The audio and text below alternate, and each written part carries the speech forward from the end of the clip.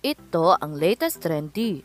Viral na trending ngayon sa mundo ng social media ang di umano'y balitang. Sa unang pagkakataon ay naglabas ng pahayag si Chris Aquino tungkol sa kanyang lagay. Totoo kayang nararamdamang simbolo na ng pagsuko? Ito ang mainit na balitang pinuputakti ngayon ng samot-saring komento mula sa marami sa ating mga kababayang Pilipino. At marami nga sa kanila ngayon ang hindi napigilan ang kanilang sarili na maglabas ng kanilang hinaing at komento sa mundo ng social media. Pero bago ang lahat mga katrendy, kung hindi pa kayo nakasubscribe sa aking channel, please click subscribe and hit the notification bell para lagi kang updated sa latest trending na balitang i-upload namin. At yun na nga, viral at trending ngayon sa mundo ng social media ang di umano'y balitang hanggang ngayon ay patuloy ang pagkikipaglaban ni Chris Aquino sa multiple autoimmune disease na umabot na sa 11.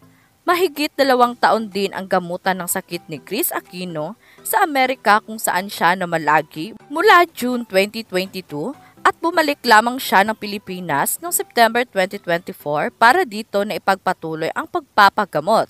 Hindi madali ang pinagdaanan ni Chris Aquino pero malaking bagay sa kanya ang kanyang strong faith sa Diyos, sa kanyang pamilya lalong-lalo na ang kanyang mga anak na walang iba kundi sina Josh at Bimby.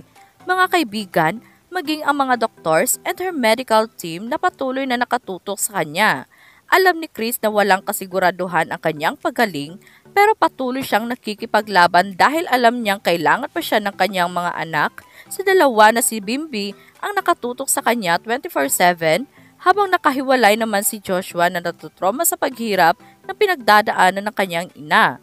Kahapon nga lang ay nagbigay na naman si Chris ng update tungkol sa kanyang kalagayan. Ngunit tila ito na ang pinaka nagpatakot sa madla, lalo na nga mabasa nila ang bahagi ng post ni Chris aniya. I can already tell na dapat akong kabahan. Senyalis na nga ba ang post niya ng pagsuko? Sinabi ng Queen of All Media na naghahanda siyang sumailalim sa isang treatment sa tulong ng kanyang doktor na walang iba kundi si Dr. Geraldine Zamora. Aniya, saw something in my blood panel results that she found alarming. Dagdag pa ni Chris, she convinced me to have an ultrasound.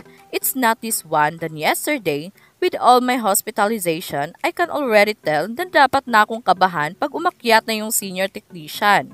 Ayon pa rito, marami pang mga test umano ang gagawin sa kanya at 3 doktor ang pumunta sa kanya upang maipaliwanag ng mabuti ang kanyang kalagayan. Anya pa.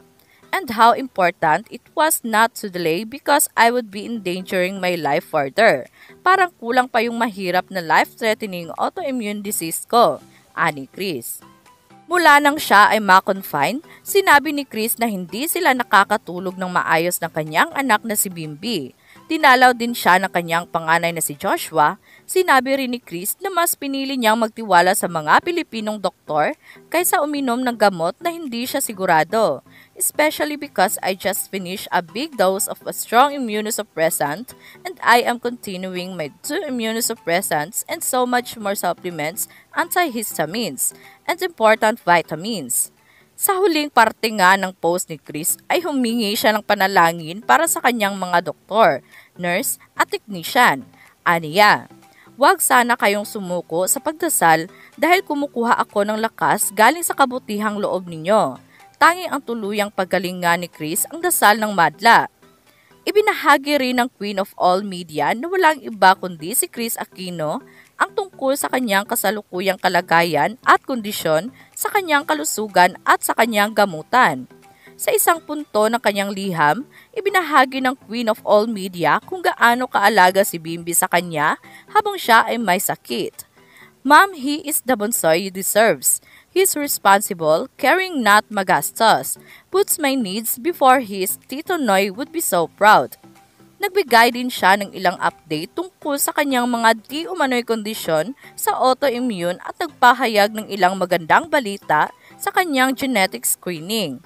Ayon kay Chris, no organs or body areas were detected to carry any cancer gene including the colon in my blood. Bukod sa update sa kanya ng sakit, Nagbigay din umano ang Queen of All Media na si Kris Aquino tungkol sa kanya at sa kanyang mga anak na walang iba kundi sina Josh at Bimbi. Ito ang naging buong pahayag ng Queen of All Media na walang iba kundi si Kris Aquino. It's from you and I. Learn to always remember to say thank you and be grateful. I'm allergic to opioids like morphine and fentanyl. To be lost it because my 6 feet, 1 each baby was back and the world felt okay again. A fifth and there is a 50% chance of autoimmune condition number 6. Everywhere I don't complain. I want Kuya and Beam to say they are worth all the pain and discomfort because I know they still need me. Halos 25 kilo na lang ito simula sa ganitong katawan na super masigla at talagang madalang nang magkasakit kumpara ngayon sa katawan niya na halos butot balat na lamang ang natitira. Hindi nga din makapaniwala ang mga anak nito na sina Joshua at Bimbi na ganon-ganon na lang ang nangyayari sa kanilang ina.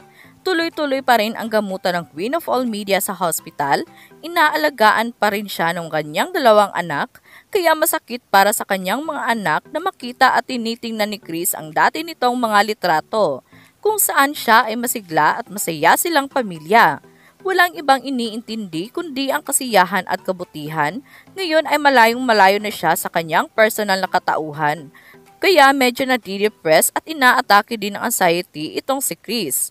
Tingnan naman natin ang kanyang braso kung gaano na talaga kapayat ito.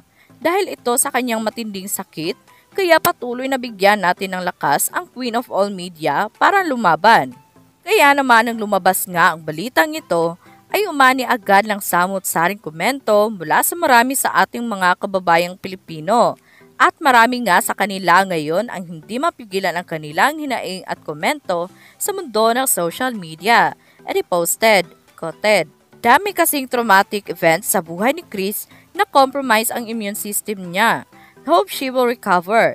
Nakakamiss siyang mag-host, may sense siya kapag nagsasalita. Kaya bihira na akong nanonood ng TV at chika-chika na nonsense. Nakakabobong panoorin, poros patawa na walang sense. Wala na kasing ka-interesting na TV host na katulad niya. Get well soon, Kris. Sa dami ng doktor na tumingin, bakit di gumaling? Dapat maniwala din sa mga faith healer. Walang mawawala kasi ang kulam di yan dilam ng doktor, payo lang po. Ang Panginoon ang siyang dakilang doktor. No impossible with Him. Sana trust to God. Ang importante kasi ay ang buhay na walang hanggan, so pray for her salvation. Sa Diyos walang imposible, lahat ay posible. Gagaling ka in the name of Jesus. Amen. Ang Ama lang ang makakapagpagaling sa ating mga karamdaman, walang imposible sa Kanya. Manalangin lang po tayo sa Kanya, sa Ama. I am always praying for you and your loved ones.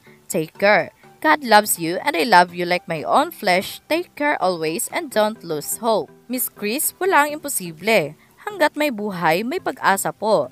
Dasalan po tayo. Magiging okay din po ang lahat. Long live Madam. God will let you live, Kris. You are a good mother to your children. Hindi nahahayaan ng mahal nating Jesus na mawala ka sa tabi ng mga anak mo. And I pray for you in Jesus' name. And God. At yun na nga mga ka-trendy. Ano ang masasabi mo sa video na ito? Huwag kalimutang mag-iwan ng komento sa baba para malaman ko kung ano ang naging reaction mo sa latest at trending na balitang ibinahagi namin. Maraming salamat po.